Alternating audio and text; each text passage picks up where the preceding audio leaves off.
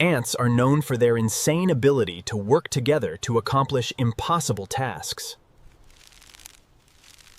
So, I was wondering what would happen if I put my 1,000 ant colony up against natural disasters. Well, that's exactly why I gathered up 1,000 ants.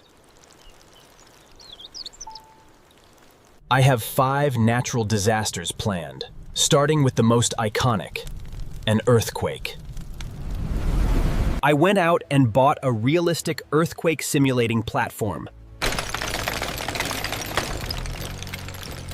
If I press this button, whatever is on top starts to shake so much, which recreates a real earthquake.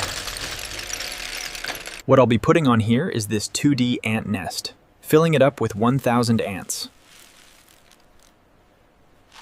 These ants will dig out tunnels along the glass.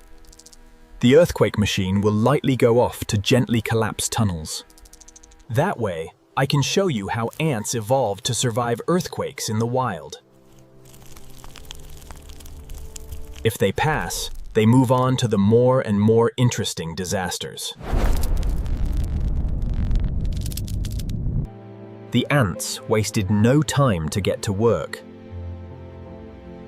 Ants are so tiny.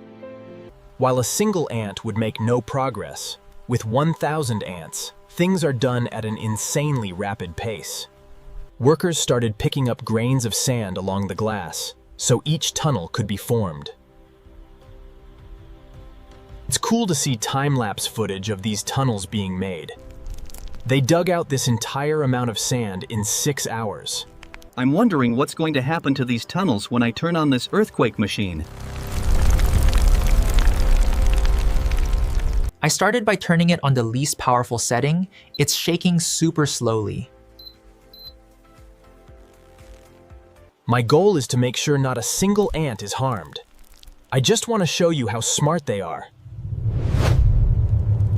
And how they will overcome all these disasters in the wild. This very light shaking was definitely felt. The workers along the top area immediately knew something was off, and they started frantically running around.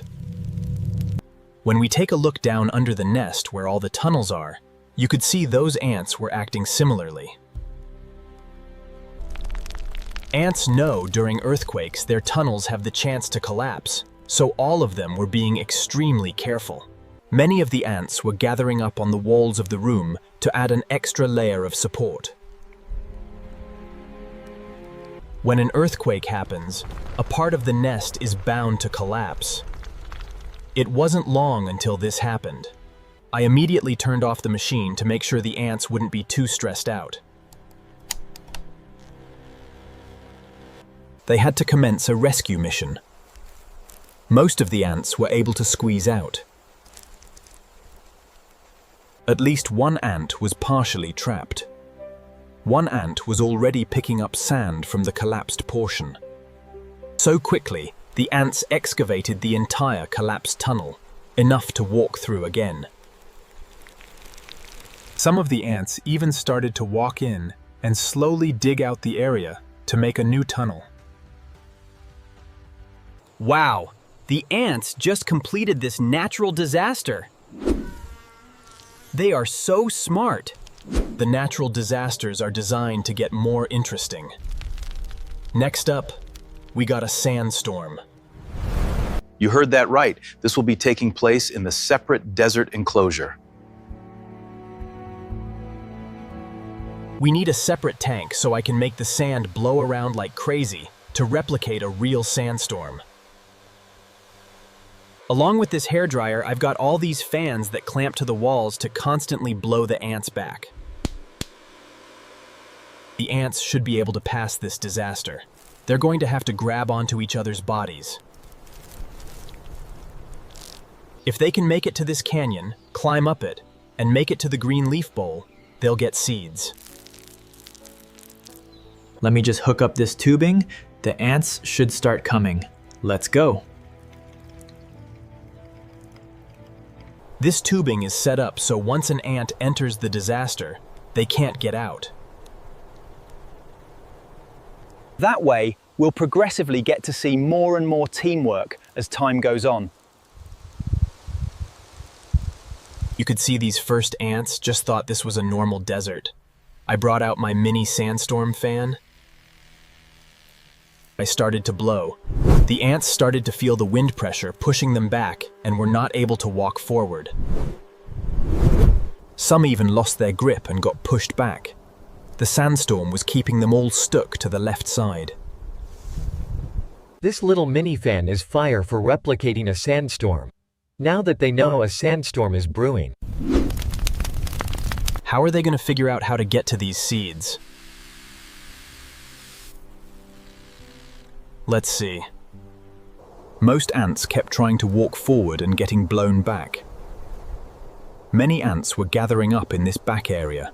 Near the sticks, many of them were actually starting to climb onto the sticks. The fan doesn't really blow ants back if they're walking on sticks, since there's a better grip.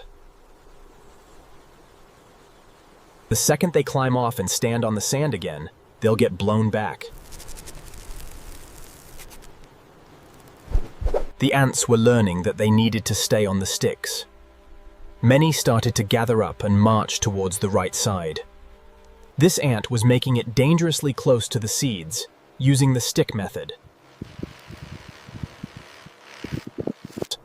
He was able to make it to the little rock canyon and almost was there to the seeds.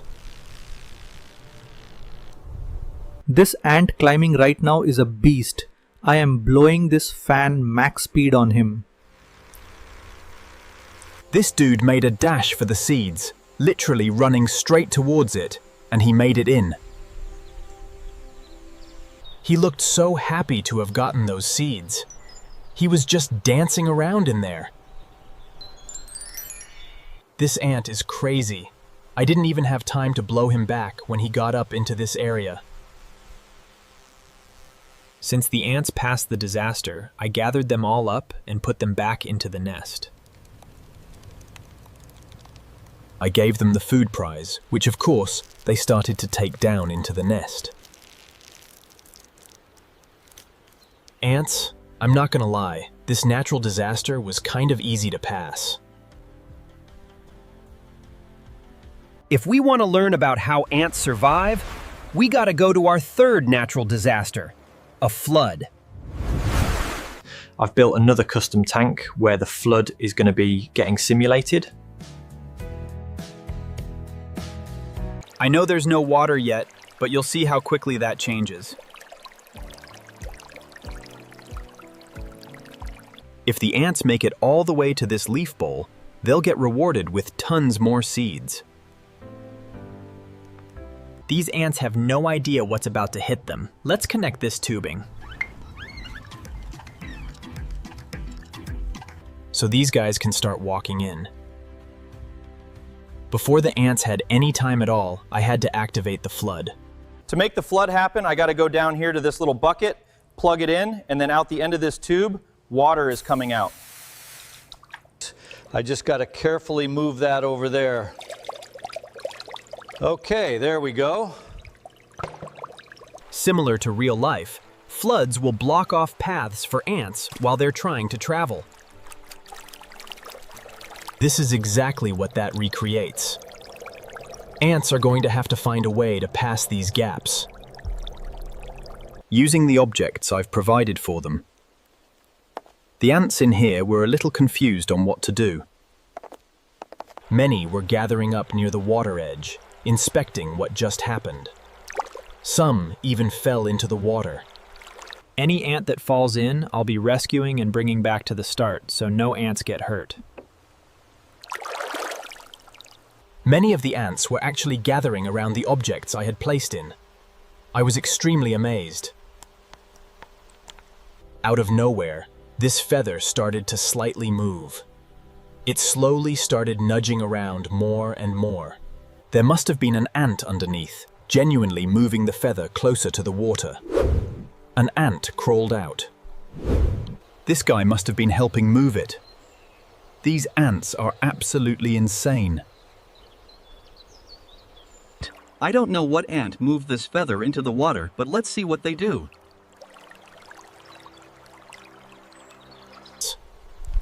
It took a couple minutes, but eventually a couple more workers started to step onto the feather. They started to walk across it to make it to our second platform. The ants got to do the same exact thing here. Let's go, ants. I did help them a little bit, but for the most part, they were moving those. It didn't take long till our first worker stepped onto the final platform and climbed up into the leaf dish to claim their seeds. Well done, little ant, and here is your guys' reward. If you want even better food, you're going to have to complete this next natural disaster. Which is a blizzard. This is going to be happening in your nest. Be prepared.